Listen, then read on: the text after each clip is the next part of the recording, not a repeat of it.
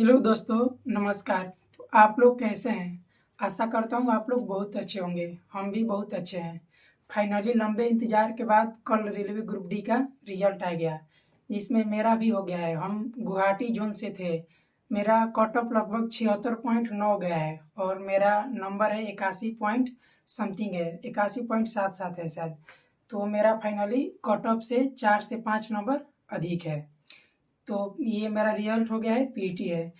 Finally ये जो है 2026 का मेरा तीसरा रिजल्ट है। इससे पहले मेरा ग्रेजुएट RRB NTPC ग्रेजुएट में हो गया।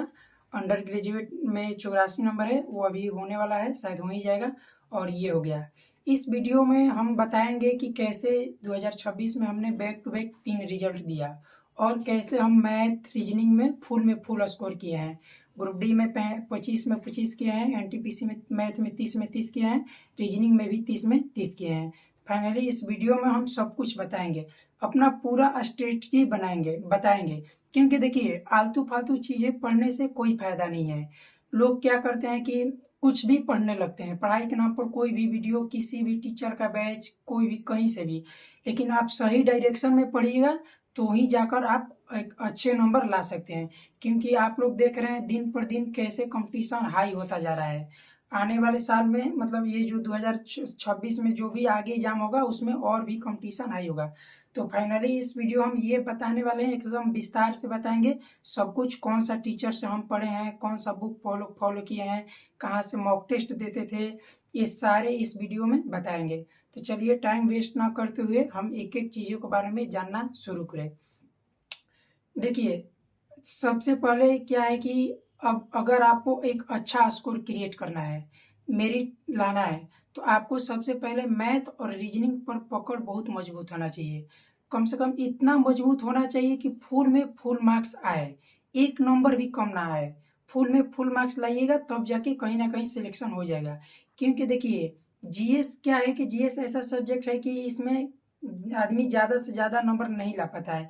लेकिन मैथ और रीजनिंग ऐसा सब्जेक्ट है कि इसमें फुल स्कोर कर सकते हैं। खुद हमने भी किया है।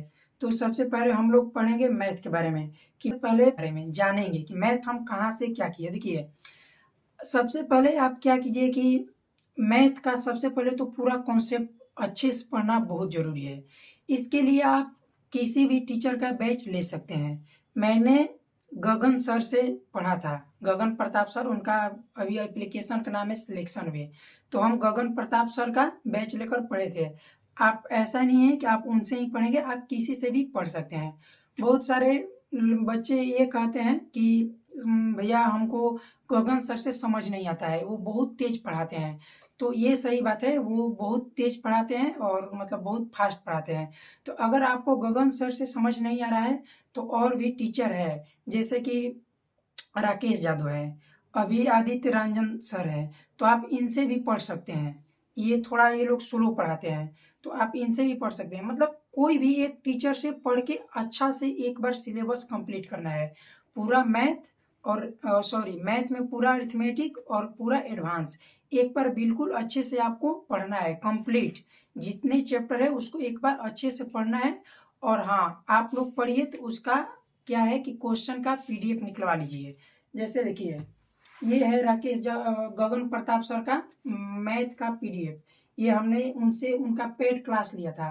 पेड क्लास लेकर उनका मैथ का ये सारा पीडीएफ है, इसको हम निकलवाए हैं। निकलवा के ये देखिए बाइंडिंग करवा लिया है। और देखिए, ये है मैथ गगन प्रताप सर का, ये भी है। ये है एडवांस का, ये एडवांस का है, ये अर्थमेटिक का है। और आप क्या कीजिए, ये कर ली, ये सिर्फ इतना क्वेश्चन का पीडीएफ है। तो आप लोग भी क्वेश्चन का पीडीएफ निकलवा लीजिए, उसको बाइंडिंग करवा लीजिए और उसका सॉल्यूशन जो है आप अपने कॉपी पर नोट कीजिए। फाइल नंबर डाल के क्वेश्चन नंबर 1 डाल लीजिए और उसका सॉल्यूशन लिख लीजिए। ये ऐसे करने से क्या होगा कि जब आप एक बार पूरा क्लास पढ़ लेंगे तो एक बार पढ़ने से ही नहीं हो जाएगा, उसको बार बार रिवीजन भी करना है। जैसे आप परसेंटेज पढ़ लिए, तो 20 दिन बाद, 1 महीना बाद आप परसेंटेज का सारा सीट फिर से बनाइए। तो उस टाइम आपका ये जो है पीडीएफ बहुत ज़्यादा हेल्पफुल करेगा।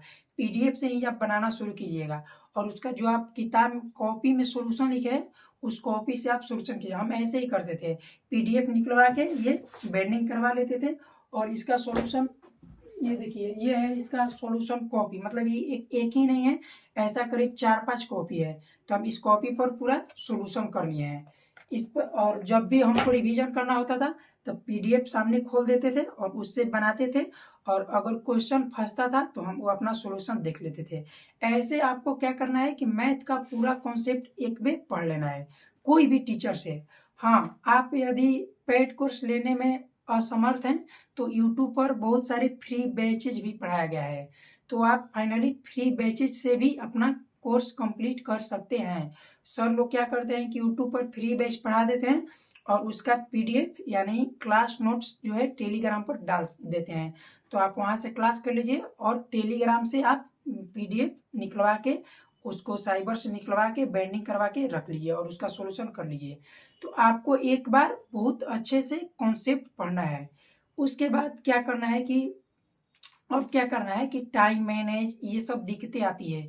आप एक बार पूरा कोर्स कंप्लीट कर लिए तो ऐसा नहीं है कि आप मॉक टेस्ट दीजिएगा तो 25 में 25 आ जाएगा।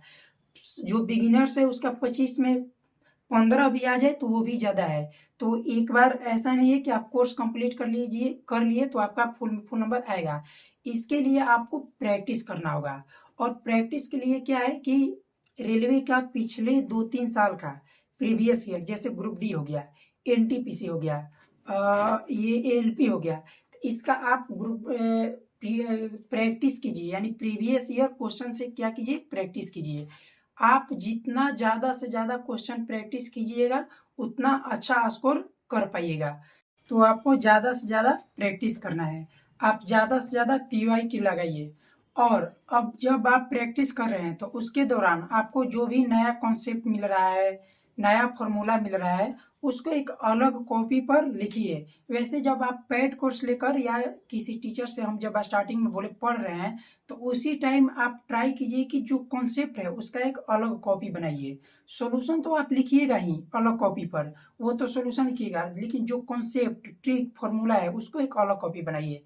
और जब आप प्रैक्टिस कीजिएगा, मॉक लगाइएगा, जो उसमें न्यू न्यू कॉन्सेप्ट आएगा उसको आपको एक अलग कॉपी पर नोट करना है। तो ये सब करना है, ऐसे करना है। और हाँ, सब कुछ प्रैक्टिस का खेल है। टाइम मैनेज करना, जो कैसे टाइम मैनेज होता है, कम टाइम में कैसे बनाया जाएगा, ये सब कुछ जो है प्रैक्टिस का खेल है। तो आप जितना अधिक से अधिक हो सकते हैं प्रैक्टिस कीजिए, क्योंकि जब आप वहां पर बैठिएगा एग्जाम हॉल में तो स्क्रीन के सामने क्वेश्चन आएगा, टाइमिंग बहुत कम रहता है, तो क्वेश्चन आते ही उसका कॉन्सेप्ट माइंड में घूमने लगना चाहिए कि हाँ, इस क्वेश्चन में ये फॉर्मूला लगेगा, ये तरीका है बनाने का, ऐसे हम जल्दी बनाएंगे। तो ये सारा तब हो पाएगा जब आप घर पर पूरा प्रैक्टिस किए रहिएगा। देखिए, हम एकदम ऑनेस्ट रिव्यू दे रहे हैं क्योंकि हम खुद मैथ रीजनिंग में फुल किए हैं। हम कैसे किए हैं, हम ये जितना बातें बता रहे हैं ये सब ऐसे ही किए थे, और यही मतलब एक अच्छा तरीका भी है फुल में फुल मार्क्स लाने का। तो फाइनली मैथ का ये सारा चीज है। सबसे पहले आप किसी भी टीचर से या तो पेड या तो फ्री यूट्यूब पर अच्छे से पढ़िए, उसका पीडीएफ निकलवा लीजिए और एक अलग कॉपी बना लीजिए और उसको अच्छे से पढ़ लीजिए। पढ़ने के बाद उस पीडीएफ को बार बार रिवीजन कीजिएगा। उसके बाद आप प्रैक्टिस, खूब से खूब प्रैक्टिस करना है। प्रैक्टिस आप पीवाईक्यू से कीजिए, आलतू फालतू कंटेंट से बिल्कुल भी प्रैक्टिस मत कीजिए। प्रैक्टिस करने के बाद आप जो नोट्स बनाए हैं अलग कॉपी का, उसको आपको बार बार क्या करना है, लिखना है। तो ये सब कीजिएगा, मैथ बिल्कुल डेफिनेटली सही हो जाएगा। अब हम आते हैं साइंस पर। साइंस हम कहाँ से कवर करें, तो देखिए, रेलवे में साइंस हम रिसर्च किए हैं, हम देखे हैं कहाँ से पूछ रहा है। तो 90% से अधिक, यानी 90 से 95% साइंस प्योर 9th-10th की एनसीईआरटी से कॉपी पेस्ट रहता है।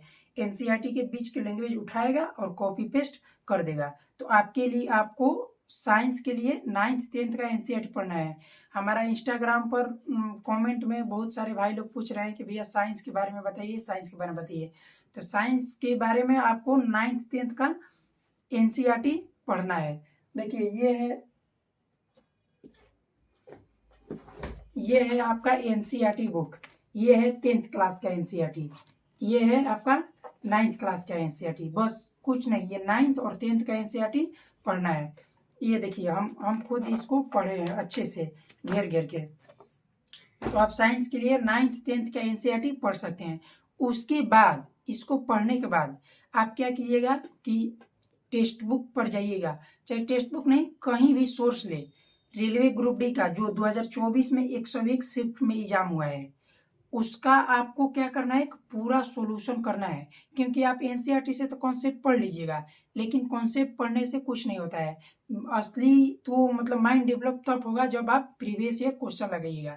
तो आपको क्या करना है कि प्रीवियस ईयर क्वेश्चन कहीं से भी ले लें, टेक्स्ट बुक पर अच्छा रहता है क्योंकि उस पर क्वेश्चन के साथ साथ एक्स्ट्रा फैक्ट भी दे देता है जो कि बहुत काम आता है। तो वहां से लेकर आप क्या कीजिए कि वो प्रीवियस ईयर क्वेश्चन लगाइए। उसमें जब लगाइएगा तो ये जितना एनसीईआरटी पढ़े सारा उसमें आएगा, तो आपका पीछे का सारा बात बार बार रिकॉल होगा।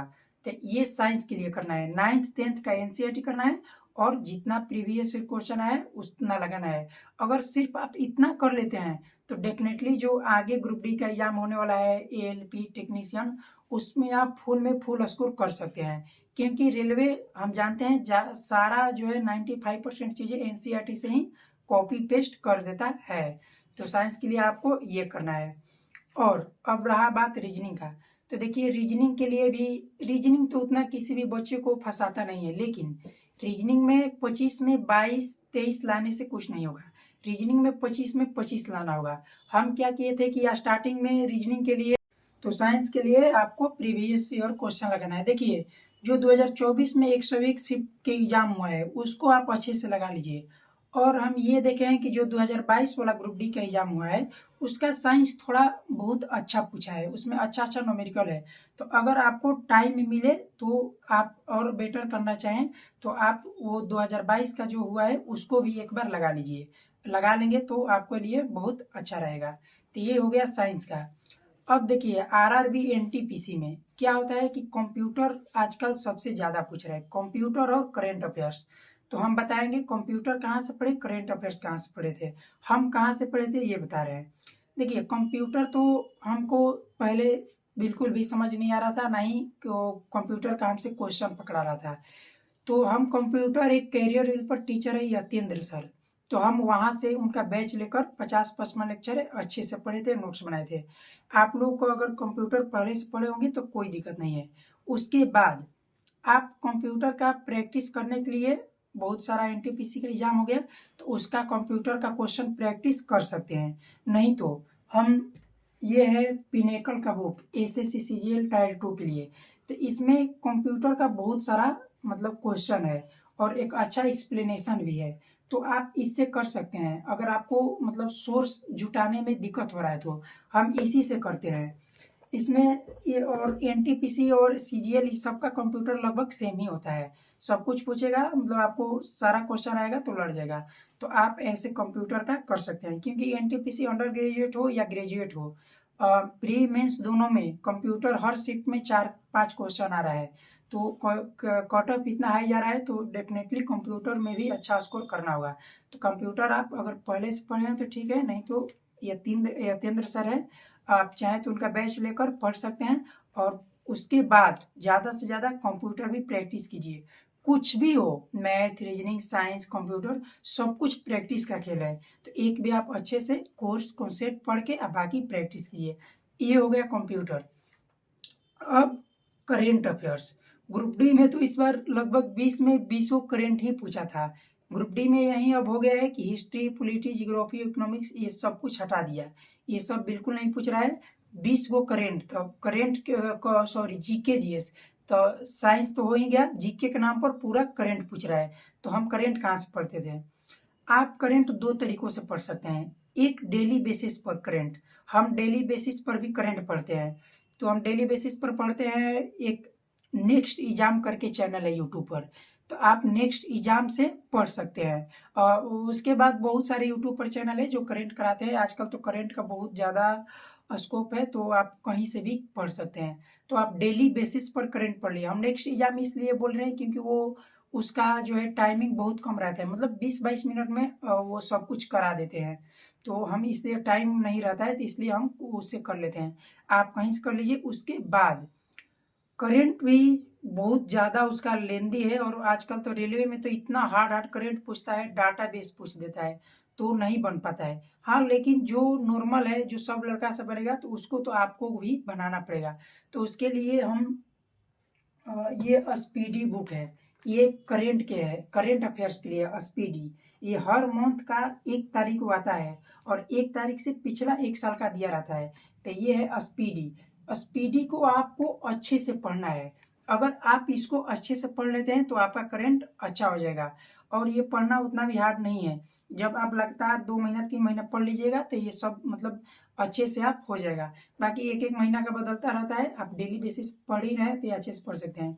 इसमें आपको स्टार्टिंग का जितना है, नियुक्ति, मिलिट्री एक्सरसाइज, फिर से प्रेस इंडेक्स, रैंक, ये सब पढ़ना है। उसके बाद जो वन लाइनर है वो सब बिल्कुल पढ़ना है। मतलब इसमें जो ऑब्जेक्टिव है आप उसे नहीं भी पढ़िएगा तो हो जाएगा, क्योंकि वो पीछे का ही है। बाकी पूरा वन लाइनर और जितना ये टॉपिक वाइज दिया है इसको पढ़ना है। तो करेंट के लिए यहाँ से करना है। मतलब हम तो यहीं से किए थे, आप भी कीजिएगा तो सही रहेगा। कम टाइम में अच्छा करंट हो जाएगा। तो करंट के लिए आपको डेली बेसिस पर कहीं से सोर्स ले लीजिए और ईयरली भी पढ़िए इसको। और एग्जाम के टाइम, तो जब एग्जाम 5 से 7 दिन बचता है, इसको पढ़ना बहुत जरूरी होता है। क्योंकि एग्जाम के टाइम आदमी उतना बड़ा बड़ा क्वेश्चन, सिलेबस ये सब नहीं पढ़ते हैं, टाइम नहीं रहता है, खासा रिवीजन करते हैं। तो उसके लिए आप ये करंट लास्ट टाइम में पढ़ सकते हैं। तो मैथ हो गया, साइंस हो गया, कंप्यूटर हो गया, करंट हो गया। अब हम रीजनिंग भी बता दिए। तो ये रहा मेरा स्ट्रेटजी।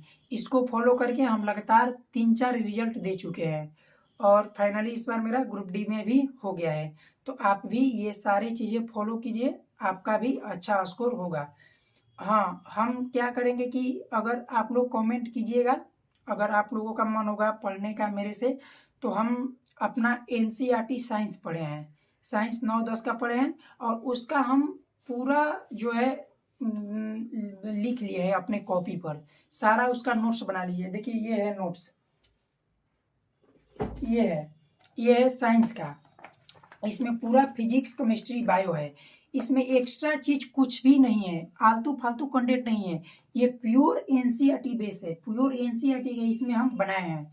तो आप ये सिर्फ ये एक ही नहीं है, ऐसा मेरा और 2 कॉपी है। ये सिर्फ फिजिक्स का है, ऐसा ही एक पतला सा केमिस्ट्री का है, एक थोड़ा सा ज़्यादा मोटा बायो का है। तो आप अगर कहिएगा तो हम यूट्यूब पर पूरा एनसीईआरटी साइंस पढ़ाएंगे। पूरा एनसीईआरटी, केवल एनसीईआरटी रहेगा। और जो ग्रुप डी में 120 शिफ्ट में एग्जाम हुआ है उसको हम अच्छे से एक्सप्लेनेशन कराएंगे। रोज एक एक शिफ्ट, 2-2 शिफ्ट, मतलब एक शिफ्ट में 25 क्वेश्चन है तो 50 क्वेश्चन का अच्छे से एक्सप्लेनेशन कराएंगे। एक्सप्लेनेशन का मतलब ये नहीं कि वो जो क्वेश्चन है और जो ऑप्शन है उसका आंसर क्या होगा बता दिए और चल दिए, ऐसा नहीं। उससे रिलेटेड बहुत सारा एक्स्ट्रा फैक्ट, करीब एक क्वेश्चन में लगभग 10 से 15 एक्स्ट्रा फैक्ट बताएंगे। तो आप ऐसे सही मायने में पढ़ने का यही तरीका होता है। तो आप कमेंट कीजिएगा ये यूट्यूब चैनल पर मेरा, तो हम कल से स्टार्ट करेंगे। ये जो है एनसीईआरटी का पूरा जो अपना कॉपी में लिखे हैं ये अपना नोट्स, प्लस में 101 शिफ्ट का प्रीवियस ईयर क्वेश्चन साइंस के लिए। और हम जो भी मेरा मैथ का कॉन्सेप्ट है, बच्चा कितना भी मतलब कम बुद्धि वाला हो, कोई कोई बोलता है कमेंट में कि सर हमको मैथ समझ नहीं आता है, 10-12 नंबर भी आ रहा है, तो कोई बात नहीं होता है। तो हम उसको पूरा मतलब मैथ भी पढ़ाएंगे, पूरा कॉन्सेप्ट एकदम बेसिक से एकदम तोड़ तोड़ कर, चीज़ें एकदम छोटी छोटी बारीकी, जीरो लेवल से स्टार्ट करेंगे और पूरा एडवांस तक पूरा अपना कॉन्सेप्ट पढ़ा देंगे। तो आप कमेंट कीजिएगा हमारे यूट्यूब चैनल पर, हम पूरा साइंस और ये क्या बोले तो मैथ पूरा पढ़ाएंगे। तो दोस्तों अब हम जानेंगे जीके के बारे में कि जीके कहाँ से कवर करें। देखिए जीके जो है रेलवे एनटीपीसी में जीके पूछता है।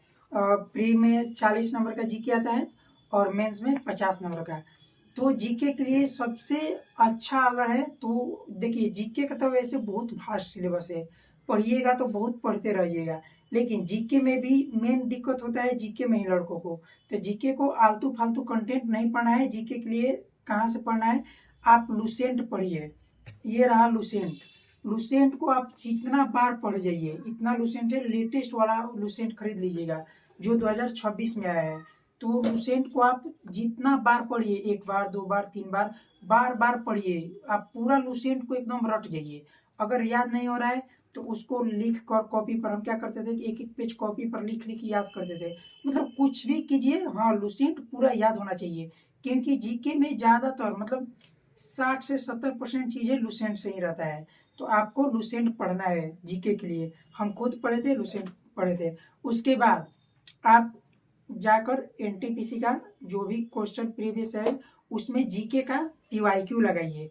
उसमें जब आप पीवाईक्यू लगाइएगा तो क्वेश्चन आएगा, वो सारा लुसेंट से रिपीटेड रहेगा। तो आपका क्वेश्चन आएगा तो दिमाग भी डेवलप होगा और कॉन्सेप्ट भी क्या होगा, क्लियर होगा, और ज़्यादा से ज़्यादा जीके भी याद होगा। तो और जीके के जो प्रीवियस ईयर है ज़्यादातर रेलवे तो प्रीवियस ईयर से ही रिपीट कर देता है। हम कितने बार देखे हैं कि जैसे कोई विद्रोह है, जो वो आदिवासी विद्रोह है, उसको बार बार रिपीट करता है। बहुत सारा चीज़ें हैं जीके में जो बार बार रिपीट करता रहता है। तो आप एक बार लुसेंट पढ़ लीजिए अच्छे से, 2 बार 3 बार पढ़िए। उसके बाद आप जीके का प्रीवियस ईयर क्वेश्चन लगाइए। जितना ज़्यादा से ज़्यादा हो सके जीके का प्रीवियस ईयर क्वेश्चन लगाइए। और क्वेश्चन लगाने का तरीका ये होता है कि आप टेक्स्ट बुक पर क्वेश्चन लगाए तो अब क्वेश्चन केवल देख कर ही नहीं छोड़ना है, उसका एकदम अच्छे से एक्सप्लेनेशन करके कॉपी पर लिखना है। सारा बातें कॉपी पर लिख लिख बार बार याद करना है। और आप जितना ज़्यादा से ज़्यादा लगाइएगा उतना ज़्यादा से ज़्यादा जीके याद होगा। और अगर प्रीवियस ईयर ज़्यादा से ज़्यादा लगाइएगा तो अगला एग्जाम में वही बातें बार बार रिपीट होगा। तो ज़्यादातर रिपीटेड क्वेश्चन आएगा तो फाइनली आपका जीके में भी अच्छा स्कोर आ जाएगा। ये हुआ जीके का। अब ऐसे तो नॉर्मली जीके में 60-70% क्वेश्चन पकड़ा जाएगा, लेकिन कुछ क्वेश्चन जो है लुसेंट और प्रीवियस ईयर लगाने के बावजूद भी नहीं पकड़ाता है। तो हम तो लुसेंट पढ़ लिए हैं और प्रीवियस ईयर क्वेश्चन भी। इसके बाद भी हम जीके का एक और अच्छा सोर्स पढ़ते हैं जो कि एनसीईआरटी है। तो एनसीईआरटी 6 से लेके 12th तक पढ़ना है, क्योंकि जीके अगर कोई जीके जो है टॉप है, समझ नहीं आ रहा है कि कहाँ से आया है, तो वो जरूर जो रेलवे देता है तो वो आलतू फालतू जगह से नहीं देता है जीके। भले हम लोगों को लगता है कि अरे यार ये कहाँ से दिया है, समझ नहीं आ रहा है, ये तो लुसेंट में भी नहीं है, किसी टीचर के नोट्स में भी नहीं है, लेकिन हम रिसर्च किए हैं, वो अगर कहीं नहीं मिला तो वो पक्का जो है एनसीईआरटी में दिया होगा। तो 6 से 12 तक अलग अलग सब्जेक्ट का 6, 7, 8, 9, 10 का लिख के हिस्ट्री, पॉलिटी, जियोग्राफी, इकोनॉमी पढ़ना थोड़ा सा टफ है, क्योंकि और भी सब्जेक्ट है। तो इसके लिए आप क्या कीजिए कि महेश कुमार बर्माल का इंडिविजुअल बुक आता है। जैसे ये देखिए, ये है इतना सारा बुक।